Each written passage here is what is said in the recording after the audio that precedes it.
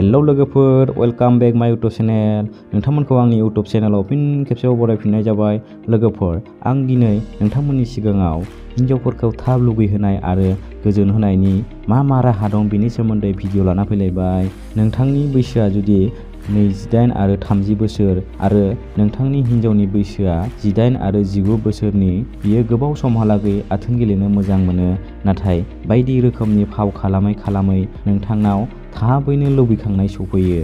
बे समावनो नोंथांनि हिन्जावजों आथोन गेलेब्ला नोंथांनि आथोननि रोसिया थाबनो गगारो। बेनि जाउनाव नोंथांनि बिसिया एबा हिन्जावा थोजासे गोजोननायखौ मोननो हाया।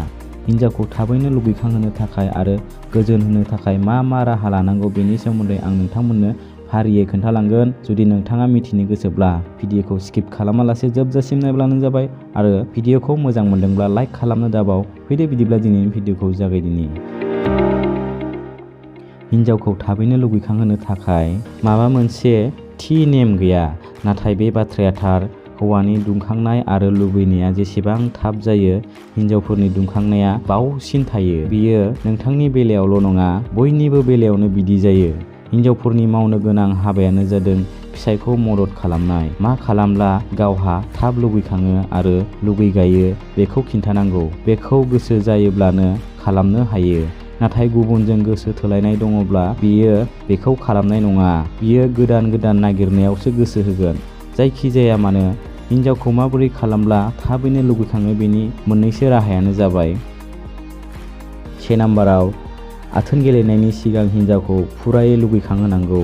हौवाफ्राथ' थाबैनो गुदुं जाखायो, नाथाय हिन्जावफोरा थाबैनो दुंखाङिखायनो बियो थाब गोजोननायखौ मोना। बेखायनो बायदिसिना फावै बिखौ फुरायै लुबैग्रोहोनांगौ। 2 नाम्बाराव, आथोन गेलेनाय समाव हिन्जावनि बिखायाव, खावलायाव, गुस्थियाव खुदुमनांगौ। 3 नाम्बाराव, आथोन गेलेनायनि सिगां आरो आथोन गेलेफुनाय समाव हिन्जावनि फेन्दायाव सम आसुगुरजों मेवहोनांगौ। बेबायदि खालामोब्ला बिसोरो लुबैखाङो आरो गोजोननाय मोनो। 4 नाम्बाराव, आथोन गेलेनायनि सिगां हिन्जावनि आथोननि गोजौ बाहागोआव खोबथेनाय फेन्दाख'आव सम आखाइजों दांनाय बिलिरनाय खालामनांगौ।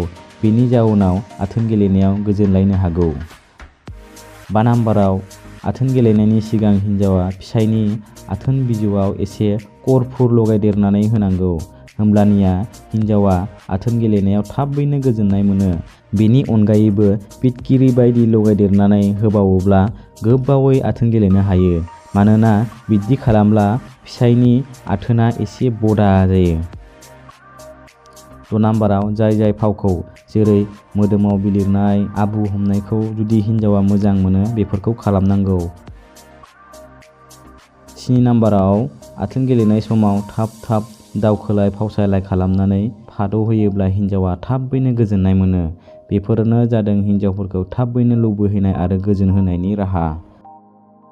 लोगोफोर, जुदि नोंथांमोनहा बेफोरबायदि आथोन बिगियाननि गियान आरो मिथिनो गोनां आयदाफोरनि थाखाय भिडिअ नांगौब्ला अन्नानै भिडिअखौ लाइक खालाम। लोगोफोर, जुदि नोंथांमोना दासिमबो साबस्क्राइब खालामाखैबा अन्नानै साबस्क्राइब खालामदो। लोगोसे खाथियावनो थानाय बेल आइकनखौबो अल आव थुना लाबानो जाबाय, जाहाथे गोदान भिडिअ लाबोबा नोंथांमोनसिम सौहैयो। लोगोफोर, दिनैनि भिडिअखौ बेखिनियावनो दोनथ'नाय जाबाय आरो नेक्स्ट भिडिअ लाना फिन लोगो मोनफिनगोन। बाय बाय।